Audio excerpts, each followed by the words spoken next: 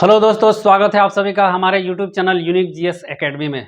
दोस्तों, आज के इस वीडियो में हम लोग संविधान के भाग 12 के बारे में संपूर्ण जानकारी हासिल करेंगे दोस्तों कि भाग 12 में क्या क्या कहा गया है, इसकी क्या क्या शर्तें हैं, इसके क्या क्या अधिकार दिए गए हैं, इसके बारे में आज हम लोग संपूर्ण जानकारी हासिल करेंगे। इससे पहले वाले वीडियो में मैंने दोस्तों भाग 11 तक कंप्लीट करा दिया है इंडियन पॉलिटी के बारे में।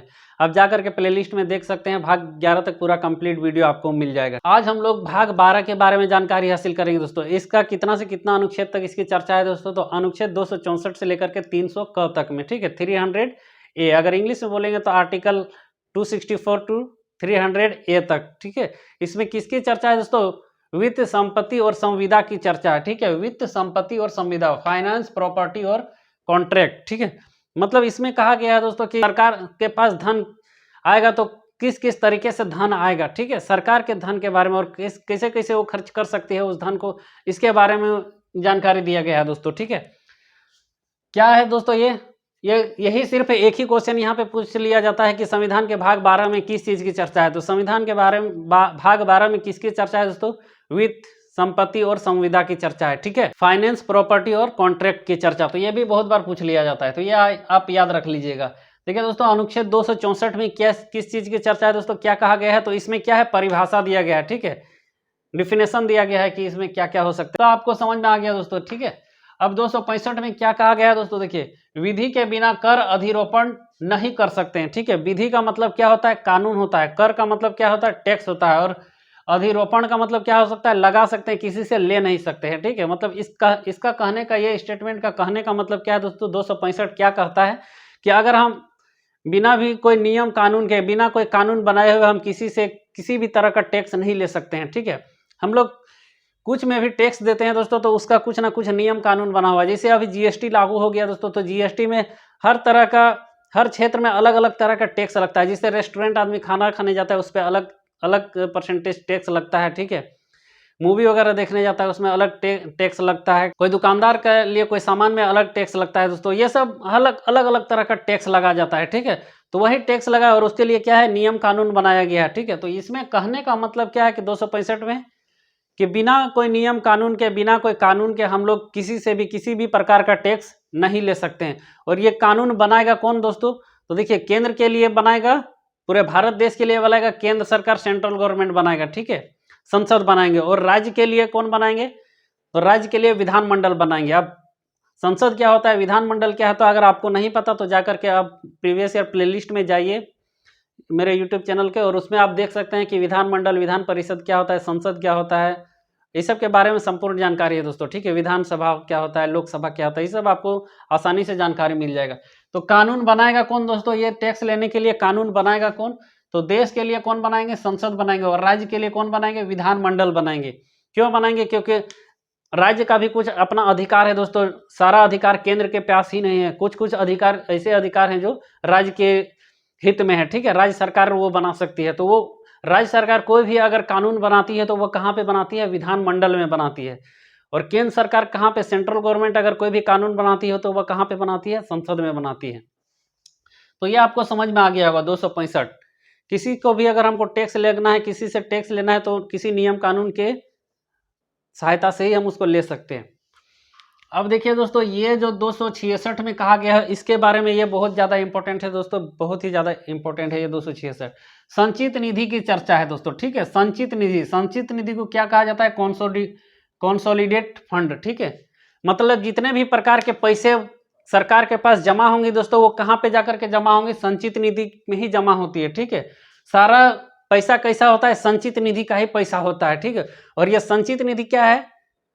जहां पे जितने भी प्रकार के पैसे, जैसे सरकार के पास जितने टैक्स का पैसा आ रहा है, जितना प्रॉफिट का पैसा आ रहा है, जितना फीस का पैसा आ रहा है, सब कुछ कहाँ किस में जमा होता है दोस्तों? संचित निधि में जमा होता है, ठीक है। और ये संचित निधि अपना पैसा जमा करने के लिए एक संस्था खोला है, और वो कौन सा संस्था है दोस्तों? आरबीआई है, ठीक है।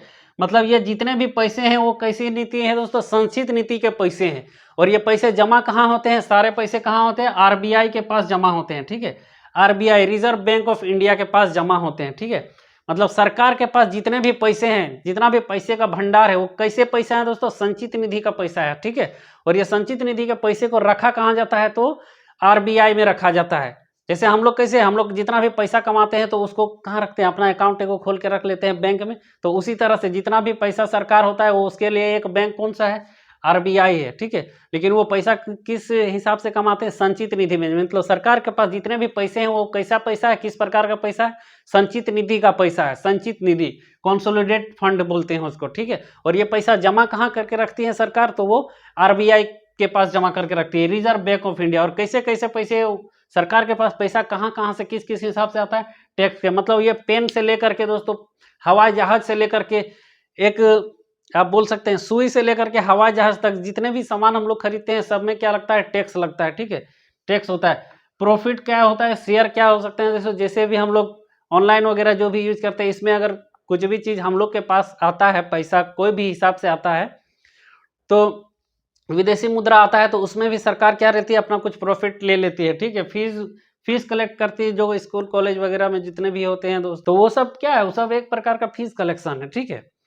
तो ये सब एक प्रकार का टैक्स ही है। तो ये जितने भी पैसे होते हैं वो कैसे होते हैं दोस्तों, संचित निधि के पैसे होते हैं। और ये कहाँ पे जमा होते हैं, आरबीआई के पास जमा होते हैं, ठीक है। ये कुल पैसा, तीनों प्रकार जो भी पैसे हैं वो कैसे पैसे हैं, संचित निधि के पैसे। और ये जमा कहाँ रहते हैं, आरबीआई के। ये तो बहुत बार क्वेश्चन पूछा जाता है दोस्तों।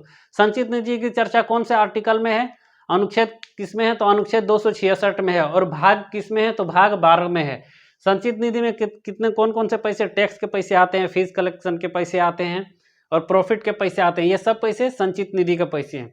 इसको निकाल कैसे सकते हैं दोस्तों, ये तो पूरा भंडार है पैसे का, इसको निकाल कैसे सकते हैं, ठीक है। तो इसके लिए संसद में बजट पास कराना होता है दोस्तों, बजट पास कराना होता है। बजट क्या होता है, इसके लिए आप समझिए। देखिए, जैसे कोई भी ये तो बहुत बड़ा देश है, केंद्र सरकार अगर देखिए वो पैसा बांटना चाहती है कि रोड बनाने के लिए हमको इतना पैसा चाहिए, खाद्य आपूर्ति के लिए इतना पैसा चाहिए, पेट्रोलियम के लिए इतना पैसा चाहिए, ठीक है। तो ये सब राफेल जहाज खरीदने के लिए इतना इतना पैसा चाहिए।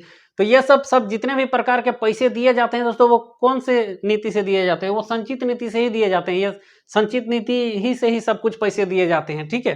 तो इसको निकालेंगे कैसे, तो इसके लिए बजट पास कराना होगा। और ये बजट क्या होता है दोस्तों, यही बजट होता है कि कौन से क्षेत्र में कितना कितना पैसे की जरूरत है, वो है, ठीक है। उसके लिए संसद में बजट पास होगा। बजट के पास क्या कराना होगा दोस्तों, प्राकलन कराना होगा। अब ये प्राकलन क्या है, देखिए अनुच्छेद 112 में बजट की चर्चा है, 113 में प्राकलन की चर्चा है, और 114 में विनियोग की चर्चा है, ठीक है। अब देखिए बजट तो आप बता दिए इतना इतना इतना इस क्षेत्र में हमको काम करवाना है, ठीक है। तो उस क्षेत्र का उसको आपको एक ब्यौरा देना रहता है कि हमको इस क्षेत्र में भी विकास का कार्य करना है, ठीक है। तो सरकार बोलेगी कि आप उसका एक लिस्ट बना के दीजिए और उसमें कितना कितना खर्चा आएगा वो दीजिए। तो जहाँ पे खर्चवा लिखल रहता है दोस्तों, उसी को प्राकलन कहते हैं, ठीक है। जो जो क्षेत्र में आपको जिस जिस कार्य करना है उसके लिए तो एक खर्चा का जरूरत पड़ेगा। मान के चलिए यहाँ से यहाँ तक रोड बनाना है, दिल्ली से मुंबई तक रोड बनाना है, ठीक है।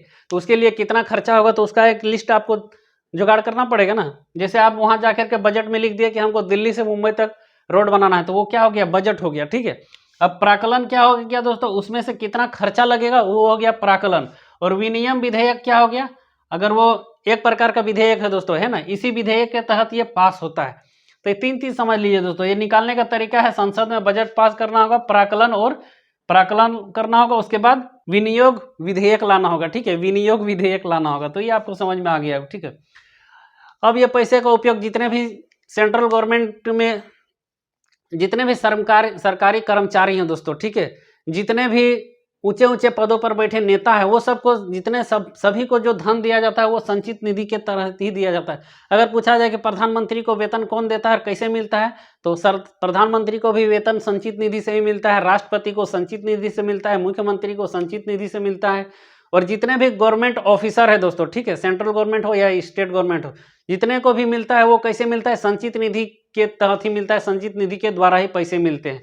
तो ये आपको समझ में आ गया। इनका वेतन रुकेगा क्या दोस्तों, नहीं रुकेगा, ठीक है, इनका वेतन कभी नहीं रुकेगा। संचित निधि का रक्षक किसको कहते हैं दोस्तों, संसद को कहते हैं। जब तक संसद में पास नहीं होगा, बजट पास नहीं होगा, तब तक से क्या होगा, ये पैसा निकलेगा नहीं निकलेगा, ठीक है। तो मतलब उसको रक्षा करके कौन रखता है, संसद। लेकिन रक्षक ही भक्षक बन जाता है। आप लोग देखते हैं ना कि नेता ही लोग पूरा पैसा गबन करके, इस क्षेत्र में हमको इतना पैसा चाहिए, इतना डेवलपमेंट का काम कराना है, और वहां नाम मात्र का कुछ भी काम नहीं होता है, सब पैसा अंदर वही ब्लैक मनी हो जाता है।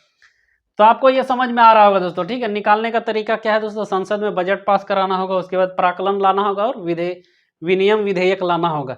ये पैसा का उपयोग कहाँ होता है दोस्तों? जितने भी राष्ट्र निर्माण के कार्य होते हैं उसमें जो भी पैसे की जरूरत पड़ती है तो संचित निधि से ही दिए जाते हैं। जितने भी वेतन दिए जाते हैं प्रधानमंत्री, मुख्यमंत्री, राष्ट्रपति और जो ऊंचे पदों पर जो ऑफिसर हैं और सेंट्रल गवर्नमेंट का जो ऑफिसर है दोस्तों, वो सभी को वेतन दिया जाता है संचित निधि से। क्या इनका कभी रुकेगा वेतन? रुकेगा? नहीं रुकेगा। ये ऑफिसर लोग का वेतन रुक सकता है, ठीक है, लेकिन जज हो गया, राष्ट्रपति, प्रधानमंत्री, ये सब का वेतन नहीं रुकता है जल्दी। तो यहां तक आपको समझ में आ गया होगा दोस्तों। 267 में क्या कहा गया है दोस्तों? 264, ये भी बहुत बार पूछा जाता है, ठीक है। तो आकस्मिक निधि बोला जाता है, ठीक है। ये तो संचित निधि हो गया, सारा पैसा कहाँ जमा है? संचित निधि में, ठीक है। लेकिन इमरजेंसी के सिचुएशन में कि अगर कोई इमरजेंसी लागू हो गया और यहाँ पे अगर मान लीजिए संसद का सत्र उस समय नहीं चल रहा है तो कैसे वहाँ पे पैसे की जरूरत पड़ गई, तो वो पैसा कहाँ से आएगा? तो उसी के लिए इमरजेंसी निधि एगो बना दिया गया है, इमरजेंसी फंड बना दिया गया। उसको क्या बोलते हैं? कॉन्टीजेंसी फंड भी बोलते हैं, ठीक है। आकस्मिक निधि बोलिए, इमरजेंसी फंड बोलिए या कॉन्टीजेंसी फंड बोलिए, तीनों का मतलब एक ही होता है। तो इसमें कहा गया है दोस्तों, राष्ट्रपति के पास इतना शक्ति है, इतना पावर है कि वो अपने कंट्रोल में 500 रुपये की वो इमरजेंसी राशि रख सकती है कि अगर कभी भी इमरजेंसी का सिचुएशन पड़ गया तो उस समय वो उनको निकाल करके दे देंगे। वो राष्ट्रपति के हाथ में होता है, ठीक है। तो यही कहा गया है। तो ये आपको समझ में आ गया। 500 करोड़ रुपए इमरजेंसी के लिए जमा इनको राष्ट्रपति निकाल सकते हैं, फटाक से निकाल करके दे दिए। तो ये इमरजेंसी केस में होता है और इसका अधिकार किसके पास होता है? राष्ट्रपति के पास होता है। आपको समझ में आ गया होगा 267। 275 आ जाइए उसको, ठीक है दोस्तों। जो जो इंपॉर्टेंट सा आर्टिकल है वही सबको जानकारी करेंगे क्योंकि सब आर्टिकल उतना इंपॉर्टेंट नहीं है। इसमें विशेष राज्य की चर्चा है दोस्तों, ठीक है। विशेष राज्य, अब विशेष राज्य किसको दिया जाएगा? सबको तो विशेष राज्य मिलेगा नहीं, वैसे राज्यों को विशेष राज्य दिया जाता है दोस्तों जो बहुत ही पिछड़े हों, वहाँ प्राकृतिक आपदा बहुत ज़्यादा आता हो या जहाँ पे टेररिस्ट अटैक वगैरह बहुत ज़्यादा हो, जो जिसकी सीमा किसी दूसरे देश से बहुत ज़्यादा लगती है, या फिर उद्योग धंधा वहाँ पे उतना नहीं हो, औद्योगिक का विकास उतना नहीं हुआ, उस क्षेत्र को क्या कहते हैं दोस्तों? उन राज्यों को विशेष राज्य का दर्जा दिया जाता है ताकि वो ज़्यादा से ज़्यादा डेवलपमेंट कर सके, ठीक है। और इसमें क्या होता है दोस्तों, ये विशेष राज्य में मैक्सिमम काम 90% काम केंद्र सरकार करा देती है। राज्य सरकार को उतना जिम्मेदारी नहीं रहता है कि हाँ हमको करवाना है। जैसे सड़क उस राज्य में बनवाना है तो वहाँ कौन बना देगी? केंद्र सरकार बना देगी। राज्य सरकार यहाँ पे ये जो राज्य होते हैं इसमें 90% वर्क कौन कराती है दोस्तों? सेंट्रल गवर्नमेंट कराती है, ठीक है। मतलब सारा जिम्मेदारी वही ले लिया और 10% ही वहाँ स्टेट गवर्नमेंट का अति होता है, ठीक है। स्टेट गवर्नमेंट, ठीक है। मान के चलिए अभी झारखंड को क्या विशेष राज्य का दर्जा मिला है? नहीं मिला है दोस्तों, ठीक है। यहाँ पे जितना भी टैक्स कलेक्ट होगा, यहाँ पे आप एक बात को आप यहाँ पे समझ लीजिए थोड़ा सा, ठीक है। मतलब ऐसा नहीं है कि झारखंड में अगर कोयला निकल रहा है तो सारा कोयला का पैसा यहाँ पे झारखंड सरकार को जाएगा। झारखंड सरकार को कुछ भी नहीं जाएगा दोस्तों, ठीक है। ये सारा पैसा जितना भी कोयला निकलेगा, सारा जो भी बिकेगा, वो सारा पैसा जाएगा केंद्र सरकार के पास और वो कहाँ हो जाएगा? वो संचित निधि में जमा हो जाएगा, ठीक है। और जितना भी पैसा केंद्र सरकार दे दिया, राज्य सरकार दे दिया केंद्र सरकार को, तो ऐसा थोड़ी है कि अब हवा खाएगा राज्य सरकार वाला, ठीक है। तो जितना भी पैसा दिया उसका 42%, ठीक है, उसका 42% वापस कर देती है केंद्र सरकार, ठीक है। केंद्र सरकार वापस कर देती है किसको? राज्य सरकार को, ठीक है, राज्य सरकार को। मतलब कहने का मतलब है दोस्तों, मान के चलिए कोई राज्य से 100 रुपया उठा, ठीक है, 100 रुपया उठा तो 100 रुपया राज्य सरकार उठा करके किसको जाकर के दे देगी? केंद्र सरकार को, ठीक है। जैसे यहाँ हेमंत सोरेन है तो जाकर के किसको दे देंगे? मोदी जी को जाकर के दे देंगे। लीजिए 100 रुपया झारखंड से उठा है, ठीक है। तो मोदी जी क्या करेंगे दोस्तों? 42 रुपया किसको दे देंगे? केंद्र सरकार किसको दे देंगे? वापस कर देंगे राज्य सरकार को। हेमंत सोरेन को 42 रुपया दे देंगे, जाओ तुम ये अपना संचित निधि में रखना और अपना डेवलपमेंट का कार्य करना। तो ये आपको समझ में आ रहा होगा दोस्तों, ठीक है। और बाद बाकी जितना भी 58% पैसा है वो कौन रखेंगे? केंद्र सरकार रख लेंगे, ठीक है। इसी तरह ऐसा किस लिए किया जाता है दोस्तों? तो जैसे जितने भी जो अमीर राज्य हैं, ठीक है, उन सब से जितना भी रेवेन्यू कनेक्ट हो, जितना भी पैसा उठता है, ठीक है, तो भारत में कोई अमीर राज्य भी है और कोई गरीब राज्य भी है, तो गरीब राज्य को भी वहाँ देना पड़ता है। गरीब राज्य का तो उतना बहुत कम ही पैसा उठता है, तो उन लोग को एक्चुअली में ज़्यादा पैसा दिया जाता है, ठीक है। तो इसीलिए यहाँ पे सारा जो स्टेट गवर्नमेंट का पैसा है वो कौन ले लेती है? सेंट्रल गवर्नमेंट ले लेती है, ठीक है। और उसके बाद उसका 42% वापस कर देती है। जैसे महाराष्ट्र क्या है दोस्तों? बहुत अमीर राज्य, सबसे अमीर राज्य देखा जाए तो वो महाराष्ट्र सबसे ज़्यादा वहीं से पैसा उठता है। और बिहार क्या है? एक गरीब राज्य है। झारखंड भी एक गरीब राज्य है, ठीक है। तो वहाँ से उसको उठा करके और वहाँ पे जो भी पैसा बचेगा तो कुछ पैसा वहाँ पे झारखंड सरकार को भी देगी, बिहार सरकार को भी देगी, जो नॉर्थ ईस्ट में जितने भी राज्य हैं वो सबको भी कुछ कुछ पैसा देगी, ताकि वो सब भी अपना डेवलपमेंट का कार्य पूरा कर सके, क्योंकि उन सबका तो रेवेन्यू होता ही नहीं है दोस्तों, ठीक है, उस सबको पैसा उठता ही नहीं, तो केंद्र सरकार को देगा क्या। तो यहाँ आपको समझ में आ रहा होगा। और ये विशेष राज्य एक अलग ही चुनौती है दोस्तों, ठीक है, विशेष राज्य जो बहुत ही अत्यंत पिछड़े हैं वो सबको, ठीक है, जो प्राकृतिक आपदा झेलते रहती है, देखते हैं ना बिहार में हर साल बाढ़ आते रहता है, ठीक है, उत्तराखंड में हर साल क्या होता है दोस्तों, बादल फटते रहता है, वहां पर भी बाढ़ आते रहता है, देखते हैं जितने भी नदियां आती है बाढ़ पूरा तबाही मचाती है। उसके बाद जम्मू कश्मीर पहले एक राज्य था दोस्तों, अभी तो केंद्र शासित प्रदेश, वहां पे क्या टेररिस्ट अटैक होते रहता, तो वहां पे डेवलपमेंट का कार्य उतना हो नहीं पाता था, ठीक है, तो उसको एक अलग सुविधा देने के लिए ये विशेष राज्य का दर्जा दिया जाता था। तो क्या अभी बिहार को विशेष राज्य का दर्जा दिया गया है? नहीं दिया गया, लेकिन वो लगातार विशेष राज्य की दर्जा का मांग कर रहा है, क्योंकि वहाँ पे जो केंद्र राज्य सरकार है उसको उतना टेंशन नहीं रहता, जितना भी कार्य है दोस्तों वो कौन कराते हैं, सब जा करके सेंट्रल गवर्नमेंट का, रोड बनाना है, पुल बनाना है, जितने भी है तो 90% काम कौन करा देता है, जा करके केंद्र सरकार करा देती है, राज्य सरकार सिर्फ 10% का सहयोग करती है। तो ये आपको विशेष राज्य पता चल गया होगा दोस्तों, विशेष राज्य समझ में आ गया होगा। देखिए उसके बाद अनुच्छेद 280 में क्या कहा गया है दोस्तों, वित्त आयोग की चर्चा है, ठीक है, वित्त आयोग फाइनेंस कमीशन। ये वित्त आयोग फाइनेंस कमीशन क्या करता है दोस्तों, यही क्या करता है, केंद्र और राज्य के बीच में टैक्स का बंटवारा करती है।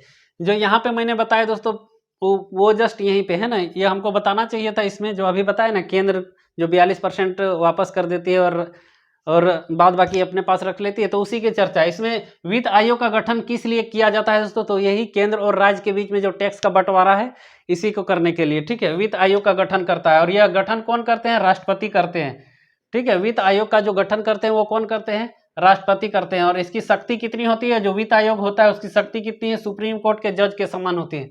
कार्यकाल कितने वर्ष का होता है इसका, 5 साल का होता है, ठीक है, वित्त आयोग का कार्यकाल कितने वर्षों का होता है, 5 आयोग का। इसका गठन कौन करता है, राष्ट्रपति करते हैं।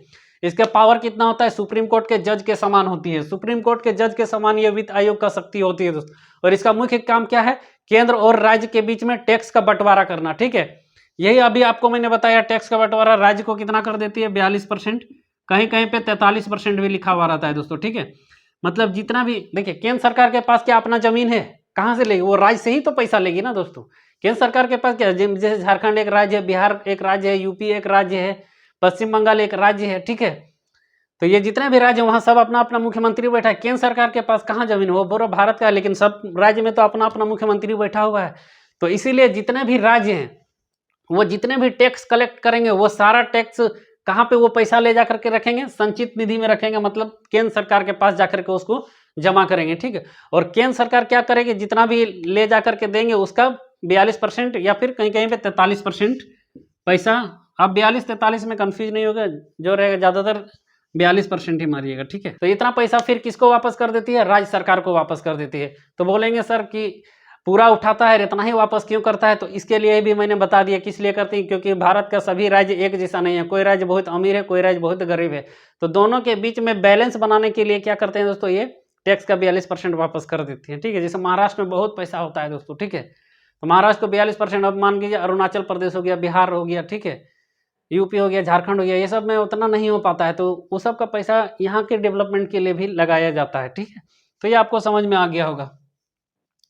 अब देखिए दोस्तों 292 में क्या कहता है, ठीक है, कि सरकार के पास अगर पैसा की कमी हो गई दोस्तों, ठीक है, तो वो क्या कर सकते हैं, विदेशी देशों से क्या ले सकते हैं, ऋण ले सकते हैं, जिसे है ना वर्ल्ड बैंक हो गया ना दोस्तों, वर्ल्ड बैंक बनाया गया है, वर्ल्ड बैंक वगैरह से लोन लेते हैं, ठीक है, IMF से लोन लेते हैं, ठीक है, एक IMF इंटरनेशनल मॉनिटरी फंड, यहाँ से लोन लिया जाता है, किस लिए लिया जाता है, ताकि फिर अपना काम करा के धीरे धीरे उसको चुका दिया जाए, ठीक है।